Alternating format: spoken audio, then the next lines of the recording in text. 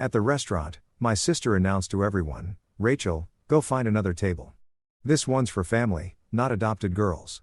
They all laughed and agreed. Then the waiter placed a $3,270 bill in front of me for their entire dinner. I smiled, took a sip, and humbly paid the bill. But then, I heard a voice. "Just a moment, please, go find another table. This one's for family, not adopted girls." My sister Victoria's voice rang through the elegant dining room of Belmont's, one of Seattle's most exclusive restaurants. Laughter erupted around the table, my parents, my brother Kenneth, and Victoria's husband all joining in like it was the funniest joke they'd ever heard. I stood there holding my clutch, my face burning with humiliation as other diners turned to stare. The chandeliers sparkled overhead, casting warm light on the white tablecloths and crystal glasses, but I felt cold inside. "My name is Rachel, and I'm 27 years old. I've lived with this family for 22 years, ever since they adopted me when I was 5. 22 years of being reminded I didn't belong, that I was different, that I was less than. The only person who ever made me feel like I mattered was Grandma Dorothy, my adoptive mother's mother, who was sitting at the far end of the table with a strange expression on her face. "Victoria, that's enough," I said quietly, trying to maintain some dignity. "Oh, don't be so sensitive," my mother Patricia chimed in, waving her manicured hand dismissively. "We're just teasing. You know how Victoria is." I knew exactly how Victoria was. At 32, she'd perfected the art of making me feel small while maintaining the facade of family unity. Growing up, she got the best bedroom, the newest clothes, the expensive college education. I got hand-me-downs in community college. She got praised for mediocre achievements. I got criticized for excellence. "Sit down, Rachel," my father Gregory ordered. "You're making a scene." I sat, swallowing the protest rising in my throat. This dinner was supposed to celebrate Victoria's latest business deal, some real estate investment that my parents had helped finance. They were always helping Victoria. When I'd asked for a loan to start my graphic design business 3 years ago, they'd laughed and told me to be realistic. The evening dragged on with conversation flowing around me like I wasn't there. Victoria bragged about her new Mercedes. Kenneth discussed his promotion at the bank. My parents beamed with pride, asking questions, offering congratulations. When I tried to mention the major client I'd just landed, a contract worth $50,000, my mother cut me off. "That's nice, dear. Kenneth, tell us more about your bonus." By the time dessert arrived, I'd retreated into myself, the familiar numbness settling over me. This was my role in the family. The outsider. The charity case. The one they kept around to feel good about themselves. Then the waiter approached with the check. My stomach dropped as he placed the leather folder directly in front of me. I stared at it, confused. "What's this?" I asked. Victoria's laugh was sharp and bright. "Oh, didn't we mention? You're paying tonight. Consider it your contribution to the family, since you're always taking and never giving." "Taking?" The word came out strangled. "I've never asked you for anything. The roof over your head growing up? The food? The clothes?" Patricia ticked off items on her fingers. "We gave you everything, Rachel. The least you can do is buy us dinner." My hands trembled as I opened the folder. The total made my vision blur. $3,270. They'd ordered the most expensive wines, multiple appetizers, premium steaks, lobster tails. Kenneth had ordered 3 desserts just because he could. "I can't afford this," I whispered. "Of course you can," Victoria said sweetly. "You just told us about your big client. $50,000, wasn't it? This is nothing to you now." The truth was that $50,000 was spread over 6 months of work, and most of it was already allocated to business expenses, rent, and paying off the student loans my family had refused to help with. This single dinner would wipe out my savings, but I couldn't make another scene, couldn't give them more ammunition to call me ungrateful, difficult, dramatic. With shaking hands, I pulled out my credit card and placed it in the folder. The waiter whisked it away, and I forced myself to smile, to sip my water, to pretend this wasn't devastating me. Victoria was already talking about their upcoming vacation to Tuscany. My parents were planning to join them. Nobody asked if I wanted to come. They never did. When the waiter returned with my card and receipt, I signed with numb fingers. $3,270 for the privilege of being humiliated by people who were supposed to love me. "Well, that was lovely," Patricia said, dabbing her lips with her napkin. "Same time next month?" "Next month." They expected this to become a regular thing. I opened my mouth to protest, to finally say enough was enough, when a voice cut through the chatter. "Just a moment, please." Everyone fell silent. Grandma Dorothy, who'd been quiet all evening, was standing at her end of the table.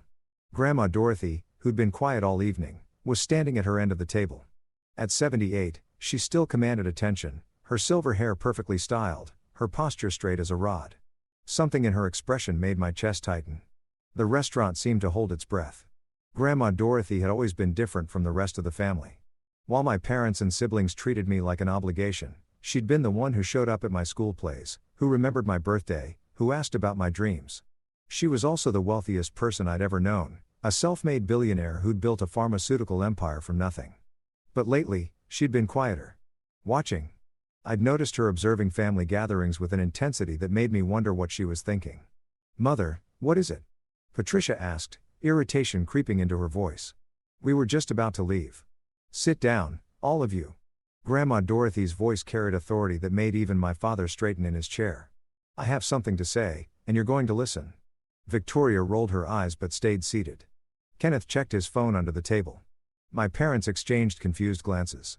Grandma Dorothy's gaze swept across each of them before landing on me. Something flickered in her eyes. Sadness, maybe.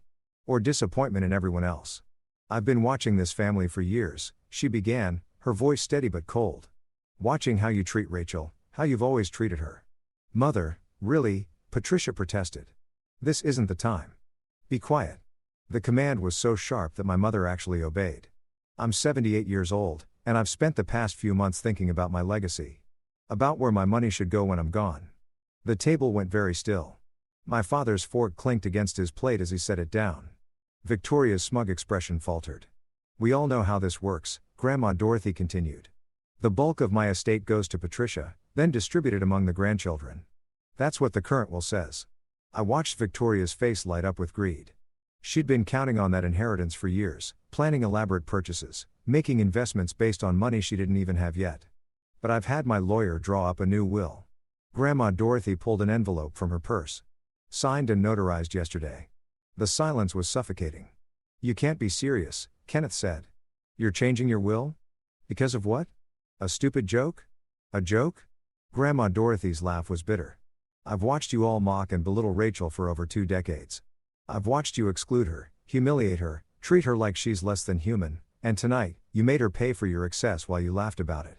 "We were just having fun," Victoria protested, but her voice wavered. "Fun?" Grandma Dorothy repeated the word like it tasted foul. "You think cruelty is fun? You think making someone feel worthless is entertainment?" My heart was pounding so hard I thought everyone could hear it. Grandma Dorothy walked slowly around the table until she stood beside me. Her hand rested gently on my shoulder. "Rachel is the only one in this family who's shown true character," she said. "She's worked for everything she has, built a business from nothing with no help from any of you. She's kind, talented, and resilient, despite your best efforts to break her spirit." "Mother, you're being dramatic," Gregory said, but his voice lacked conviction. "Am I?" Grandma Dorothy's eyebrows rose. Gregory said, but his voice lacked conviction. "Am I?" Grandma Dorothy's eyebrows rose. "Patricia, when was the last time you asked Rachel about her life? Really asked, and actually listened to the answer?" My mother's mouth opened and closed. "Kenneth, have you ever congratulated your sister on her accomplishments? Ever acknowledged her success?" My brother stared at his plate. "Victoria, have you spent even one day treating Rachel like family instead of a servant?" My sister's face flushed red with anger and embarrassment. Grandma Dorothy looked at each of them, her disappointment evident. "You've all failed spectacularly. You took in a little girl who'd lost everything, and instead of giving her love and support, you've spent 22 years making her pay for the kindness you never actually showed." The weight of her words settled over the table like a heavy blanket. Other diners had stopped pretending not to listen. Waitstaff hovered at a distance, sensing the drama. "So here's what's going to happen," Grandma Dorothy said, her voice gaining strength. "My entire estate, every dollar, every property, every investment, is going to Rachel." The explosion was immediate. "What?" Victoria shrieked, jumping to her feet. "You can't do that. That's not fair." Kenneth slammed his hand on the table. "Mother, think about what you're saying," Patricia pleaded. "You're talking about billions of dollars. Rachel isn't even really family." "Stop." Grandma Dorothy's command silenced them again. "Rachel is more family than any of you have ever been. She's earned this not through blood, but through character, through being a better person than all of you combined." I sat frozen, unable to process what was happening. Billions of dollars. Grandma Dorothy's entire fortune. It was impossible, unreal, too enormous to comprehend. You're being manipulated, Gregory said desperately. Rachel must have done something. Rachel has done nothing but survive your abuse, Grandma Dorothy cut him off, and that ends tonight. She pulled out her phone and made a call. Thomas, it's Dorothy. Yes, file the new will immediately, make sure it's ironclad, and prepare the trust documents for Rachel. My family's faces ranged from shock to fury to disbelief. Victoria looked like she might actually faint. Kenneth's face had gone purple. My parents seemed to age a decade in seconds. This isn't over, Victoria hissed at me. We'll contest it. We'll fight you in court. Try it, Grandma Dorothy said calmly. I've made sure everything is completely legal. And I'm of sound mind, as a medical evaluation from this morning confirms. She'd planned this. Every detail. The explosion that followed was like nothing I'd ever witnessed. Victoria lunged across the table, her face contorted with rage. Kenneth grabbed her arm, but his own anger was barely contained. My parents sat in stunned silence, their carefully constructed world crumbling around them. You manipulative little bitch, Victoria snarled at me. You planned this. You've been playing the victim this whole time. Enough. Grandma Dorothy stepped between us. Rachel has done nothing wrong. She didn't even know about this until now. It was true. I was still reeling, my mind unable to grasp what had just happened. Billions of dollars. Grandma Dorothy's entire estate, everything she'd built over her lifetime. Why are you doing this? Patricia's voice cracked, tears streaming down her face. I'm your daughter. Your blood. And you should be ashamed of how you've acted, Grandma Dorothy replied, her voice softer but still firm. I gave you every advantage in life, Patricia. Education, opportunities, love. And you took all of that and learned nothing about compassion or kindness. Instead, you passed your cruelty down to your own children. Gregory tried a different approach. Let's be reasonable. We can work this out. Maybe split the estate. There's nothing to work out, Grandma Dorothy said. The decision is made. My lawyers have everything in order. The trust is established. Rachel lawyers have everything in order. The trust is established. Rachel will receive everything when I pass, with immediate access to certain accounts starting tomorrow. Tomorrow. The word hung in the air. This wasn't some future promise. This was real, immediate, happening. Kenneth leaned forward, his voice low and threatening. You're making a huge mistake. Rachel doesn't know how to handle that kind of money. She'll blow through it in a year. Rachel has built a successful business on nothing, Grandma Dorothy interrupted. She's more financially responsible at 27 than any of you have ever been. She's had to be because you never helped her. I found my voice, shaky and uncertain. Grandma, I don't understand. Why now? She turned to me and her expression softened. Because I've watched you suffer long enough, sweetheart. I'm dying. The world tilted. What? The word barely came out. Pancreatic cancer, stage 4. I have maybe 6 months, probably less. She said it so calmly, but I saw the pain beneath the composure. I found out 3 months ago, and I've spent that time getting my affairs in order, making sure my legacy goes to someone who deserves it. Tears blurred my vision. Grandma Dorothy was dying. The one person who'd ever truly loved me was leaving. Oh, don't cry, Rachel. She pulled me into a hug and I breathed in her familiar perfume, lilac and vanilla. This isn't sad. This is justice. Around us, the restaurant had gone completely silent. Even the kitchen noise had died down. Everyone was watching this family implode in real time. You can't be serious about this, Patricia tried again, desperation making her voice shrill. Mother, please, think about your grandchildren. Think about the family legacy. I am thinking about it, Grandma Dorothy said. That's exactly why I'm doing this. The family legacy should be compassion, hard work, and integrity. Rachel embodies all of that. The rest of you embody greed, cruelty, and entitlement. Victoria's hands were shaking. We'll sue. We'll prove you're not in your right mind. Good luck with that. Grandma Dorothy's smile was sharp. I have medical evaluations, psychological assessments, and testimony from dozens of witnesses about your treatment of Rachel over the years. My lawyer has been documenting everything for months. She'd been planning this carefully, methodically, protecting me even as her own time ran short. I want to go home, I whispered. Of course. Grandma Dorothy kept her arm around me. Thomas is outside with the car. He'll take us both to my place. We have a lot to discuss. As we turned to leave, Kenneth blocked our path. This isn't fair. She's not even really one of us. Move. Grandma Dorothy's voice was ice.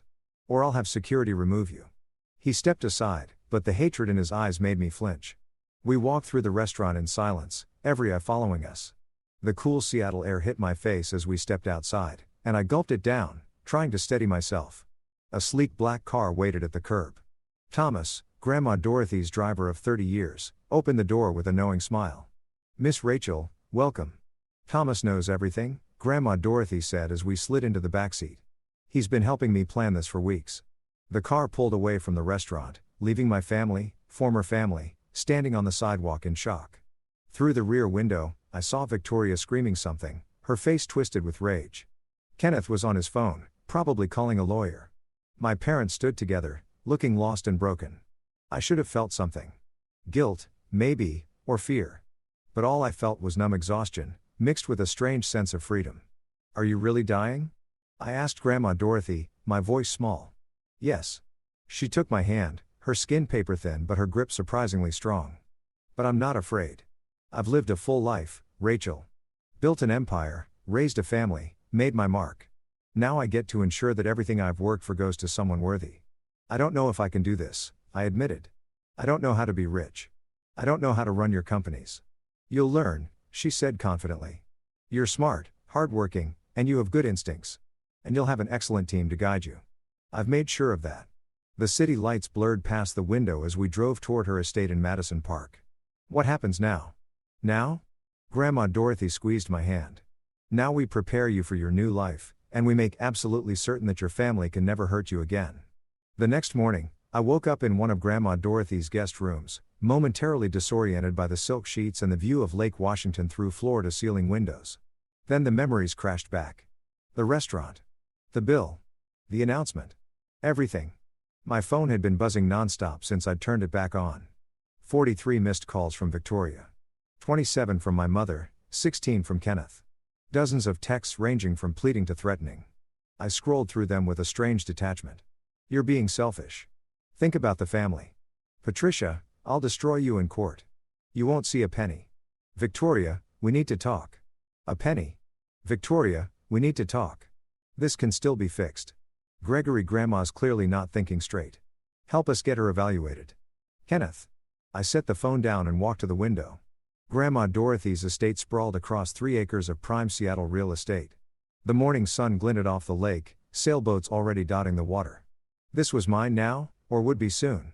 A soft knock interrupted my thoughts. "Miss Rachel, breakfast is ready, and Miss Dorothy would like to see you in the study." I found Grandma Dorothy sitting behind an enormous mahogany desk, looking surprisingly energetic, despite yesterday's revelation about her health. Thomas stood nearby, and a distinguished-looking man in an expensive suit sat across from her. "Rachel, this is Walter, my attorney," Grandma Dorothy said. "We need to go over some things." Walter stood, shaking my hand with a firm grip. "Miss Rachel, it's a pleasure. Your grandmother has spoken very highly of you." I sat down, feeling like I was in a dream. Walter opened a leather portfolio and began explaining the details of the trust, the companies, the investments. Numbers that seemed impossible swam before my eyes.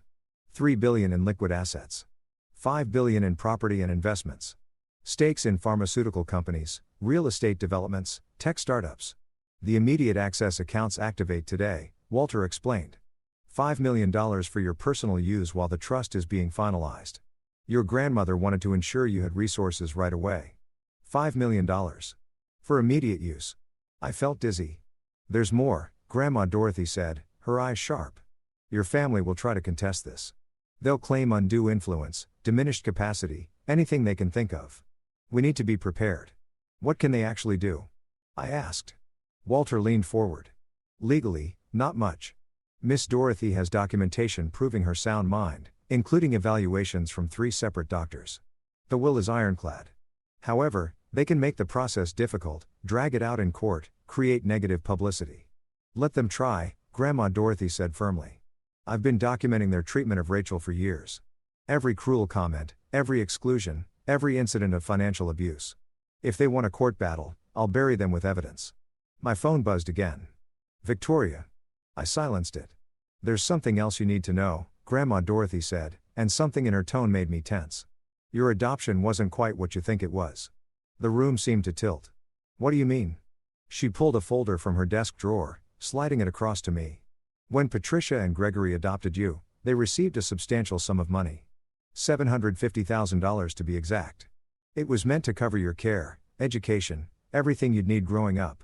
I stared at the documents in the folder. Bank statements. Transfer records. They took money for adopting me? From a trust set up by your birth parents, Grandma Dorothy confirmed. They died in a car accident when you were 5. They'd established a trust to ensure you were cared for. Patricia and Gregory were approved as adoptive parents and given access to those funds. My hands shook as I flipped through the papers. $750,000. And I'd worn secondhand clothes, gone to community college on student loans, been told the family couldn't afford to help me. They spent it all, I whispered, seeing the account statements. Vacations, cars, Victoria's private school tuition, Kenneth's college fund. They spent my money on everyone but me. Yes, Grandma Dorothy said quietly. I only discovered this myself 2 years ago. I've been investigating since then, gathering evidence. That's theft, Rachel. They stole from a child. The betrayal cut deeper than anything else. It wasn't just cruelty or favoritism. They'd profited from my loss, taken money meant for my care and used it to spoil their biological children while treating me like a burden. Why didn't you tell me sooner? I asked. Because I needed to be sure. Needed all the documentation, perfect and legal. And because. She paused, looking older suddenly. Because I knew that once you learned the truth, there would be no going back. Because I knew that once you learned the truth, there would be no going back. Your relationship with them, toxic as it was, would be over completely. She was right. Any tiny part of me that had hoped for reconciliation, that had wondered if maybe I was too sensitive or ungrateful, died in that moment. They hadn't just been cruel. They'd been criminals. What do I do? I felt lost, overwhelmed. You let me handle it, Grandma Dorothy said. Walter has already filed a civil suit against Patricia and Gregory for misappropriation of trust funds. With interest over 22 years, they owe you approximately $2.3 million. My phone exploded with calls again.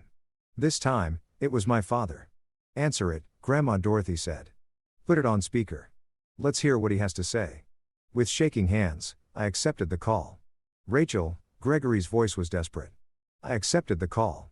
Rachel, Gregory's voice was desperate. Rachel, please, we need to talk. Your grandmother isn't thinking clearly. She seems perfectly clear to me, I said, my voice steadier than I felt. This is insane. You can't possibly think you deserve her entire fortune. You've been with us for 22 years, and suddenly you turn on us the moment money is involved. The moment money is involved, I repeated. You mean like the $750,000 you took for adopting me? The money you spent on everyone except me? Silence. Then, I don't know what lies she's been telling you. Bank records don't lie, Dad. The word felt bitter. Walter has all the documentation. You stole from me. You both did. Patricia's voice came through the phone, shrill with panic. That money was for raising you, for housing you, feeding you. You gave me hand-me-downs and made me pay my own way through college, I said. Meanwhile, Victoria got designer clothes and a full ride to a private university. Kenneth got a new car at 16. I got nothing. You're being ungrateful, Gregory tried. We gave you a home. You gave me a prison, I said. The words felt powerful, liberating. You made me feel worthless every single day, and you did it while spending money that was meant for me. We'll fight this, Patricia threatened. We'll take you to court. Please do, Grandma Dorothy cut in. I'd love to see you explain the financial records to a judge. Explain how you took money meant for a grieving 5-year-old and spent it on luxury vacations. The call ended abruptly. They'd hung up, probably to call their own lawyer. I felt Walter's hand on my shoulder. Miss Rachel, I know this is overwhelming, but you need to understand. You hold all the cards here. Overwhelming, but you need to understand. You hold all the cards here. They have no legal ground to stand on. They'll try anyway, I said. Of course they will, Grandma Dorothy agreed, but they'll lose. And when they do, you'll never have to see them again. 3 days later, the story hit the media. Somehow, and I suspected Victoria was behind it, the details of Grandma Dorothy's will change had leaked to the press. Billionaire disinherits family for adopted granddaughter, screamed the headlines. My phone wouldn't stop ringing with reporters wanting statements. I'd moved into Grandma Dorothy's estate temporarily, unable to face my apartment where my family knew the address. Thomas had retrieved my things, and I was living in a strange bubble of luxury and chaos. The public reaction was divided. Some praised Grandma Dorothy for rewarding character over blood. Others called me a manipulative gold digger who'd seduced an elderly woman for her fortune. The comment sections were brutal. She must have been sleeping with the old woman's lawyer or something. Gold digger alert. This girl knew exactly what she was doing. Good for Dorothy. Family isn't blood. It's how you treat people. That adopted girl is going to blow through billions in a year. Watch.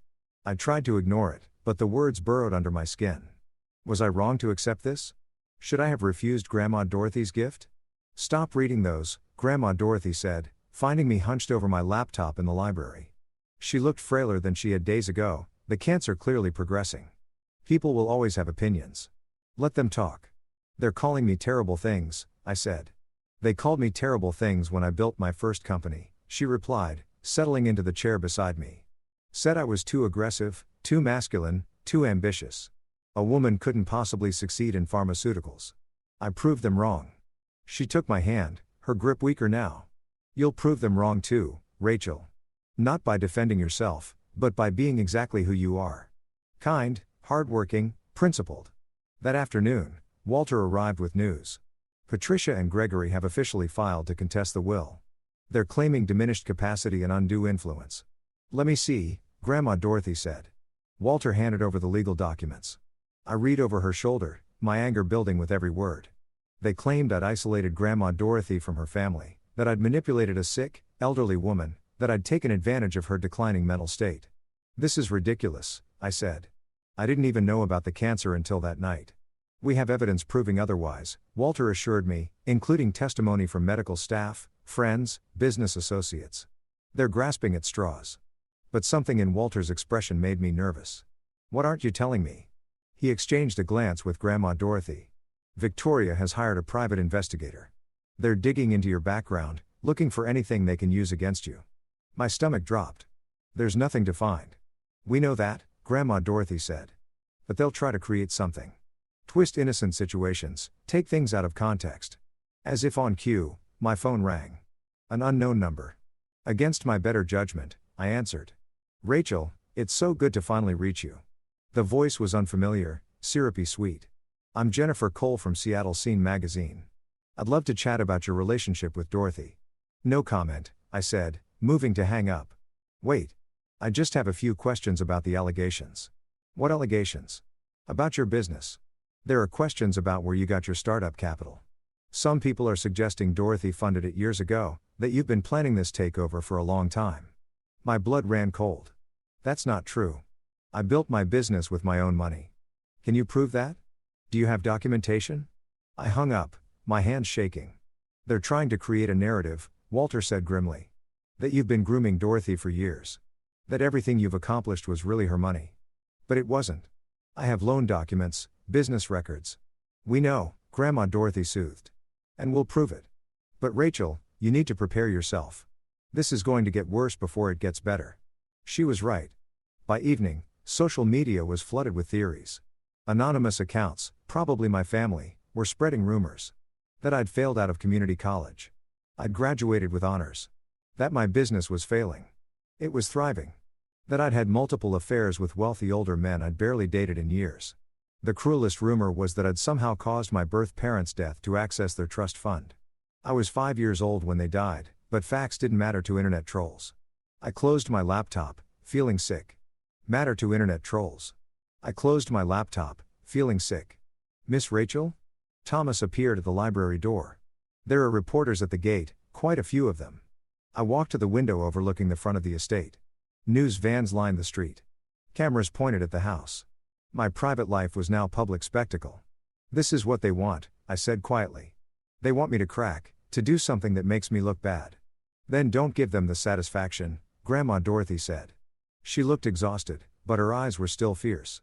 We fight this the right way, with truth, with evidence, with dignity. That night, I couldn't sleep. I kept replaying moments from my childhood. Patricia telling me I was lucky they'd taken me in. Victoria laughing when I didn't get invited to her birthday party. Kenneth pushing me into the pool at a family gathering while everyone laughed. Kenneth pushing me into the pool at a family gathering while everyone laughed. Every moment of exclusion. Every casual cruelty. All building to this moment. Around 2 a.m, my phone buzzed with a text from an unknown number. You're going to regret this. We'll destroy you. V. Victoria. Threatening me from a burner phone. I screenshot it and sent it to Walter. Evidence. Grandma Dorothy had taught me well. The next morning brought a new development. Kenneth showed up at the estate, somehow talking his way past security. I found him in the foyer, arguing with Thomas. "I need to see Rachel," he was saying. "Please, it's important." "It's okay, Thomas," I said, though my heart was racing. "I'll talk to him." Kenneth looked terrible. Unshaven, his clothes wrinkled, dark circles under his eyes. Nothing like the polished banker I'd grown up with. "Rachel, please," he said. "We need to fix this. The family is falling apart." "The family fell apart a long time ago," I said. "You're just noticing now because money's involved. That's not fair. I know we weren't always. I know we could have been better to you. But this?" He gestured around the estate. "Cutting us out completely? That's too far." "Too far?" My voice rose despite my attempt to stay calm. "Kenneth, you pushed me into a pool when I was 12 and I nearly drowned because I didn't know how to swim. Nobody taught me because swimming lessons were for real family. Victoria told everyone at school I was adopted because my real parents didn't want me. Mom forgot my birthday 3 years in a row.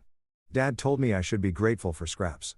And you all spent $750,000 that was meant for me while I worked 3 jobs to pay for community college." Kenneth's face went white. "I didn't know about that money. I swear. You didn't know because you never asked. None of you ever asked about me, about my life, about whether I was okay." The words poured out. Years of pain finally finding voice. "You want to fix the family? There's nothing to fix. It was broken from the start. Rachel, please. Get out." My voice was steady now, cold. "Get out of this house and don't come back." "You're making a mistake," Kenneth said. But there was no conviction in it. "When Grandma's gone, you'll have no one." "I already had no one," I said. "At least now I'll have resources to build an actual life." Thomas escorted Kenneth out. Through the window, I watched my brother walk to his car, shoulders slumped. For a moment, just a moment, I felt a pang of something. Not quite guilt, but a sad acknowledgement of what could have been if they'd chosen differently. That afternoon, Walter called an emergency meeting. His expression was grave. "Victoria's legal team has found something," he said. "Or rather, they claim to have found something. They're alleging that you forged documents related to your business, specifically contracts with clients. They're trying to paint you as dishonest, someone capable of manipulating Dorothy." "That's insane," I said. "All my contracts are legitimate. We know that. But they're filing a motion to delay the will proceedings pending an investigation. It's a stall tactic, but it could work." Grandma Dorothy's hand slammed on the desk, startling us both. Despite her frailty, anger gave her strength. "Absolutely not. Walter, file an emergency motion to expedite. I want this settled before," she didn't finish the sentence. "Before she died." "Dorothy, you should rest," Walter began. "I'll rest when this is done," she snapped. "My granddaughter is being attacked by vultures masquerading as family. We end this now." Walter nodded and pulled out his phone, stepping away to make calls. Grandma Dorothy turned to me, her eyes fierce despite the exhaustion evident in her face. "Rachel, I need you to do something for me. Anything. I'm holding a press conference tomorrow." "For me? Anything. I'm holding a press conference tomorrow. I'm going to tell the truth, all of it, about the stolen money, the abuse, everything. But I need you to be there with me. The world needs to see you, hear from you directly." Terror gripped me. "I can't. I'll say something wrong, you'll be perfect," she said firmly. "Because you'll tell the truth. That's all you need to do." That night, I barely slept again. I kept rehearsing what I might say, then abandoning it. How do you sum up 22 years of pain in a few minutes? How do you make strangers understand? The press conference was scheduled for 2 in the afternoon at Grandma Dorothy's downtown office. When Thomas drove us there, the media presence was overwhelming. Cameras everywhere, reporters shouting questions, a crowd of onlookers documenting everything on their phones. Walter had prepared a statement, but when I looked at Grandma Dorothy, really looked at her, I saw how much this was costing her. She was dying, using her last reserves of strength to fight for me. The conference room was packed, cameras rolling, lights bright, the air thick with anticipation. Grandma Dorothy sat beside me at a long table, Walter on her other side. She looked small, but unbreakable. "Thank you for coming," she began, her voice surprisingly strong. "I'm here to address the rumors and allegations surrounding my will and my granddaughter Rachel." Allegations surrounding my will and my granddaughter, Rachel. She laid it all out. The documentation of abuse. The stolen trust fund money. Years of emotional and financial manipulation. She showed bank records, medical evaluations proving her sound mind, testimony from witnesses. It was methodical, devastating, irrefutable. Some have suggested Rachel manipulated me, Grandma Dorothy said, her gaze sweeping the room. The truth is the opposite. My biological family manipulated her. They took a grieving 5-year-old child and used her as a punching bag for their own inadequacies. They stole from her, belittled her, and made her feel worthless. Despite all of that, Rachel built a life, a successful business. She became kind, compassionate, hardworking, everything they are not. Then she gestured to me. Rachel would like to say a few words. My mouth went dry. Every eye in the room was to me. Rachel would like to say a few words. My mouth went dry. Every eye in the room was on me. I could see the judgment, the curiosity, the skepticism. I cleared my throat. I don't know what to say that my grandmother hasn't already said. I never wanted this attention. I never wanted to be rich or famous or involved in legal battles. My voice steadied as I continued. I just wanted a family that loved me. I wanted parents who cared if I was okay. Siblings who celebrated my successes instead of mocking them. I wanted to belong somewhere. I looked directly at the cameras. I know some of you think I'm a gold digger. That I manipulated a dying woman for money, but I didn't even know about the inheritance until that night at the restaurant. I didn't know my grandmother was sick. I didn't know about the stolen trust fund money. All I knew was that, once again, my family was humiliating me and demanding I pay for the privilege. Tears threatened, but I pushed through. My grandmother is giving me her fortune because she believes in who I am, not because I asked for it. And I'm going to honor that trust by being exactly who she sees, someone who builds things, helps people, and refuses to be cruel just because it's easier. The questions came fast and furious after that. Reporters shouting, cameras flashing. But Walter fielded them expertly, and Grandma Dorothy sat beside me, her hand finding mine under the table. As we were wrapping up, Victoria burst through the doors. Security moved to stop her, but she was already shouting. This is all lies. She's brainwashed you all. Victoria's makeup was smeared, her designer dress wrinkled. She looked unhinged. I'm the real victim here. That adopted brat has stolen my inheritance. The camera swiveled to her, capturing every second of her meltdown. Ms. Victoria, a reporter called out. What about the allegations that your parents stole trust fund money meant for Rachel? That money was ours. We earned it by raising her ungrateful ass. You earned $750,000 for treating a child like garbage, another reporter asked. Victoria realized her mistake too late. The cameras had caught everything. Her admission, her rage, her complete lack of remorse. Get her out of here, Walter said to security. As Victoria was escorted out, still screaming threats, I watched the reporters frantically typing on their phones. The narrative had just shifted. Victoria had given them the villain they needed, and it wasn't me. Grandma Dorothy squeezed my hand. Well, she said quietly, I don't think we could have planned that better if we tried. Despite everything, I almost smiled. Victoria had destroyed herself, and she'd done it on camera for the world to see. The video of Victoria's meltdown went viral within hours. By evening, it had been viewed over 10 million times. News outlets played it on loop, dissecting every word, every unhinged expression. Social media exploded with commentary. Did she really just admit they took money for raising an adopted kid? This family is toxic. Rachel deserves everything. Victoria just destroyed her own case in under 60 seconds. Brilliant. That look on her face when she realized what she said. Priceless. The public opinion shifted overnight. What had been a divided conversation became a landslide of support for me and condemnation for my family. Memes spread. Commentary videos analyzed the situation.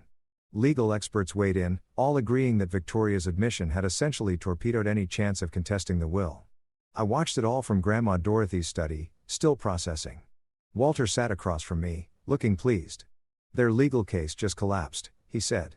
Victoria's admission that they earned the trust fund money by raising you is essentially a confession to misappropriation of funds. Combined with the documentation we already have, they have no leg to stand on. What happens now? I asked. Now? Their lawyers will try to do damage control, but it's too late. The court hearing is in 3 days. I'd be shocked if the judge doesn't rule in our favor immediately. He paused. There's also the criminal aspect.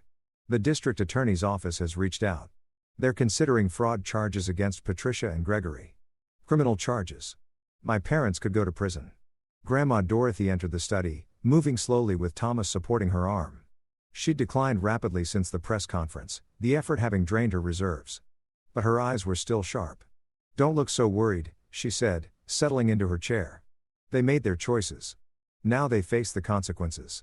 They're still my parents, I said quietly. Or they were supposed to be. They were never your parents, Grandma Dorothy said firmly. Parents protect their children, love them, support them. What Patricia and Gregory did was exploitation, pure and simple. My phone buzzed. Another message, but this one made my blood run cold. I know where you live now. This isn't over. I showed it to Walter, who immediately made a call. I'm getting a restraining order filed today, and increasing security at the estate. She's desperate, Grandma Dorothy observed. Desperate people do dangerous things. She was right. Over the next 2 days, Victoria's behavior became increasingly erratic. She showed up at my old apartment building, screaming at tenants. She posted long, rambling rants on social media, each one more unhinged than the last. She claimed I'd used witchcraft to manipulate Grandma Dorothy, that I was part of a conspiracy, that she was the real victim of elder abuse. Each post only made things worse for her. The public watched her self-destruct in real time, and any sympathy that might have existed evaporated. Kenneth tried a different approach. He went on a local news program, presenting himself as the reasonable middle ground. Look, I think there were mistakes made on both sides, he said earnestly to the camera. Yes, maybe we weren't as welcoming to Rachel as we should have been, but to cut the entire family out over childhood disagreements? That seems extreme. The interviewer wasn't buying it. Mr. Kenneth, are you aware that your parents received $750,000 intended for Rachel's care, which they allegedly spent on your education and your sister's? Kenneth's composure cracked. That money was for the whole family. Rachel benefited from it, too. She wore hand-me-downs while your sister got designer clothes. She took out loans for community college while you attended a private university fully funded. How exactly did she benefit? Kenneth ended the interview early, but the damage was done. The public saw through him. My father tried yet another tactic, appealing to sympathy. He gave a tearful interview about how he'd loved me like a daughter, how this was breaking his heart, how families should forgive each other. We made mistakes, Gregory said, his voice breaking. What parent hasn't? But to be cut off completely, to be accused of theft, it's destroying us. Patricia can barely get out of bed. Kenneth's marriage is suffering. Victoria's having a breakdown. All because we weren't perfect. The interviewer, the same one who dismantled Kenneth, showed no mercy. Mr. Gregory, you're describing what you did as not being perfect. But investigators have documented years of emotional abuse, financial exploitation, and systematic exclusion of Rachel from family activities. This goes beyond imperfection. That's not abuse. That's just family dynamics. Every family has issues. Every family doesn't steal $750,000 from a child. My father walked out, too. But my mother's approach was the most calculated. Patricia hired a PR firm and gave a carefully crafted interview to a sympathetic journalist. She wore a simple dress, minimal makeup, positioned herself in soft lighting. She cried at all the right moments. I loved Rachel from the moment we brought her home, Patricia said, dabbing her eyes. She was this beautiful, broken little girl who'd lost everything. I wanted to give her a family, a home, love. Yes, we were stricter with her than with our biological children. Maybe that was wrong, but we were trying to prepare her for a hard world. We knew she'd face challenges as an adopted child, and we wanted her to be strong. The journalist ate it up. And the money? That money was meant for her care, and that's what we used it for. Housing, food, utilities. A child is expensive. Maybe we should have documented every expense, but we were a family, not a business. She looked directly into the camera. Rachel, if you're watching, please know I love you. I always have. Can we please just talk? Without lawyers, without the media, just mother and daughter. I watched the interview with Grandma Dorothy and Walter. When it ended, I felt sick. She's good, Walter admitted. This is the most sympathetic they've looked since this started. She's a liar, I said flatly. She never loved me. Said flatly. She never loved me. This is just another manipulation. I know, Grandma Dorothy said. But some people will believe her. The question is, do you care? Did I? I thought about it. A week ago, I might have cared desperately.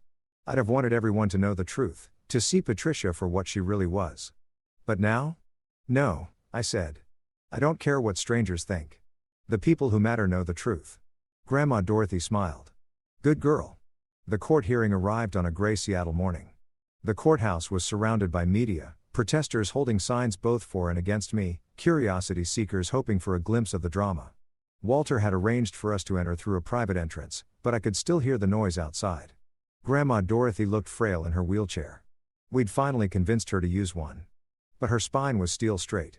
I held her hand as we entered the courtroom. My family was already there. Patricia, Gregory, Kenneth, and Victoria sat at the defendant's table with their team of lawyers. Patricia had maintained the soft, sympathetic appearance from her interview. Gregory looked tired and defeated. Kenneth wouldn't meet my eyes. But Victoria? Victoria stared at me with pure hatred. The judge, a stern woman in her 60s named Judge Morrison, entered and everyone rose. This is a hearing regarding the will of Dorothy Hayes and the contest filed by Patricia Hayes and family, Judge Morrison began. I've reviewed the documentation submitted by both parties. Counsel, your opening statements. The family's lawyer went first, a slick man named Robert, who argued that Grandma Dorothy had been unduly influenced, that her illness had impaired her judgment, that the will should be set aside in favor of the previous version. Then Walter stood. He didn't argue or plead. He simply presented facts. Bank records showing the stolen trust fund money. Medical evaluations from 3 separate doctors confirming Grandma Dorothy's sound mind. Testimony from business associates about her mental acuity. Documentation of the abuse I'd suffered, photos, recordings, witness statements, and finally, Victoria's viral video confession. Your Honor, Walter concluded, this is not a case of undue influence. This is a case of a woman choosing to leave her estate to someone who deserves it, and a family angry that their victim has finally escaped their control. Patricia's lawyer tried to counter, but Judge Morrison cut him off. I've seen enough, she said. The evidence is overwhelming. Miss Dorothy Hayes was clearly of sound mind when she executed her new will. The documentation of abuse is extensive and credible, and the admission by Victoria Hayes that the family earned money meant for Rachel's care essentially confirms the allegations of financial exploitation. My heart began to race. Furthermore, Judge Morrison continued, the behavior exhibited by the contesting parties during these proceedings, including threats, harassment, and public defamation, only reinforces that Miss Dorothy's decision was correct. A family that truly loved Rachel would never have treated her this way, before or after the will change. Victoria stood up, unable to contain herself. This is bullshit. You can't just sit down, Judge Morrison commanded, or I'll hold you in contempt. Victoria sat, but her fury was palpable. I'm ruling in favor of the will as executed, Judge Morrison declared. The contest is dismissed with prejudice. Furthermore, I'm ordering Patricia and Gregory Hayes to pay restitution for the misappropriated trust funds, $750,000 plus interest over 22 years, totaling approximately $2.3 million. They have 90 days to pay in full. The courtroom erupted. Patricia collapsed in her chair, sobbing. Gregory looked like he'd aged 10 years in 10 seconds. Kenneth put his head in his hands. Victoria started screaming obscenities until bailiffs escorted her out. I sat frozen, unable to process that it was over. We'd won. Completely. Decisively. Irrevocably. Grandma Dorothy squeezed my hand. It's done, sweetheart. You're free. Media swarmed us as we left the courthouse, but Walter and Thomas created a barrier. I heard the questions being shouted. How did I feel? What would I do with the money? Did I have a message for my family? But I didn't answer. I just helped Grandma Dorothy into the car and let Thomas drive us away. Back at the estate, Grandma Dorothy was exhausted but satisfied. I can die happy now, she said, and the words hit me like a physical blow. Don't say that, I whispered. Please. Oh, Rachel. She cupped my face with her thin hands. I'm not afraid. I got to see justice done. I got to know my fortune will be used for good. That's more than most people get. Over the next 3 weeks, I watched Grandma Dorothy fade. She slipped in and out of consciousness, sometimes lucid, sometimes lost in memories. I stayed by her side, holding her hand, telling her about my plans for the foundation I wanted to start, something to help adopted children who were being abused or exploited. That's perfect, she murmured during one of her clearer moments. Help others like you break the cycle. I will, I promised. I'll make you proud. You already have. Her smile was peaceful. You survived them, Rachel. You stayed kind when they were cruel. You worked hard when they tried to break you. You're everything I hoped you'd be. She died on a Tuesday morning, with me holding her hand and the sun streaming through the window. Her last words were, "Thank you for being my real family." I stayed with her for a long time after, crying for the woman who'd saved me, who'd loved me, who'd given me a future. The only grandmother I'd ever really had. The funeral was private. Just me, Thomas, Walter, and a few of Grandma Dorothy's close friends. My family wasn't invited, though Patricia tried to crash it, and was turned away by security. In the weeks that followed, the full transfer of assets was completed. I was now the sole heir to a $3 billion fortune. The number was still incomprehensible, but I was determined to honor Grandma Dorothy's legacy. The first thing I did was establish the Dorothy Hayes Foundation for Adopted Children, not because it sounded good or made me look charitable, but because I knew firsthand how many kids were trapped in situations like mine. The foundation would provide legal support, counseling, emergency housing, and educational funding for adopted children suffering abuse or exploitation. The second thing I did was hire an excellent management team for Grandma Dorothy's companies. I wasn't ready to run billion-dollar corporations, but I could learn. I attended every meeting, asked questions, studied at night. Slowly, I began to understand the empire she'd built. My family's downfall was swift and brutal. Unable to pay the $2.3 million in restitution, Patricia and Gregory were forced to sell their house, their cars, everything of value. They moved into a small apartment in a rough neighborhood, ironic, considering they'd always looked down on people they deemed beneath them. Gregory faced fraud charges for the trust fund theft and was sentenced to 3 years in prison. Patricia received 2 years. Kenneth, who'd benefited from the stolen money through his education, was required to pay back his portion, approximately $400,000. His marriage collapsed under the financial strain, and last I heard, he was working 2 jobs to make the payments. But Victoria's fate was the most satisfying. Her viral meltdown had destroyed any credibility she had. Her husband divorced her, taking their house and most of their assets. She'd invested heavily in a restaurant venture that failed spectacularly, leaving her deep in debt. The private investigator she'd hired to dig up dirt on me was now suing her for unpaid fees. She'd tried to write a tell-all book, but publishers rejected it after fact-checkers found it full of lies. She'd attempted to start a YouTube channel, but the comments were so brutal she deleted it. She'd even tried to reconcile with me, not out of genuine remorse, but desperate hope I'd give her money. I'd read her email once. "Rachel, I know we had our differences, but we're still sisters. Family forgives family. I'm struggling right now, and I know you're doing well. Maybe we could meet for coffee, talk about the past and build a future together?" I deleted it without responding. 6 months after Grandma Dorothy's death, I stood in the foundation's new headquarters, a beautiful building in downtown Seattle dedicated to helping children like I'd been. The walls were covered with photos of kids we'd already helped, stories of escape and new beginnings. Thomas stood beside me, having accepted a position as the foundation's operations director. "Miss Dorothy would be proud," he said. "I hope so," I replied. My phone buzzed. Another message from my family. They never stopped trying. This one was from Kenneth. "Rachel, Mom, and Dad are struggling. Dad's in prison. Mom's barely surviving. I know you're angry, but they're still your parents. Can't you find it in your heart to help?" I typed my response carefully. "They were never my parents. Can't you find it in your heart to help?" I typed my response carefully. "They were never my parents. They were people who took money to raise me, and instead used me as a punching bag for their inadequacies. I owe them nothing. But I'll make you a deal. I'll donate the exact amount they stole from me, $750,000, to a fund helping adopted children escape abusive families, in their names. That's the only legacy they'll have." I hit send and blocked his number. A year later, I was featured in a business magazine, not as the adopted girl who inherited billions, but as a CEO running multiple successful companies and a growing foundation that had helped over 500 children. The article focused on my work, my vision, my accomplishments. There was a small mention of my family drama, but it was in the past now.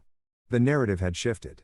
I wasn't the victim anymore, wasn't the gold digger or the manipulator.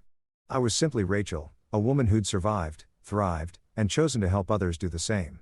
I'd heard through mutual acquaintances that Victoria was working in telemarketing, barely making ends meet. That Patricia, released from prison, was living in a women's shelter. That Gregory was still incarcerated, his health failing. That Kenneth was bankrupt, his expensive education worthless, without the connections and money that had always propped him up. Part of me, the part that remembered being a hurt little girl, felt a twinge of something. Not quite satisfaction, not quite pity. Just acknowledgement that actions have consequences, that cruelty eventually circles back. My family never recovered from their fall. Victoria's attempts to rebuild her life repeatedly failed, each venture collapsing under the weight of her reputation and poor decisions. Patricia and Gregory lived out their remaining years in poverty and isolation, their biological children too consumed with their own struggles to help. Kenneth's pride never allowed him to accept jobs he deemed beneath him, keeping him perpetually on the edge of financial ruin. They'd built their lives on a foundation of cruelty and entitlement, and when that foundation crumbled, they had nothing left to stand on. As for me, I built something lasting from the ashes of that painful past. Each child the foundation saved, each life changed, each cycle of abuse broken. That was my real inheritance from Grandma Dorothy. Not the money, but the understanding that sometimes the best revenge isn't destruction, but becoming everything they said you couldn't be, and watching them destroy themselves while you're busy building something beautiful. That was simply justice taking its natural course.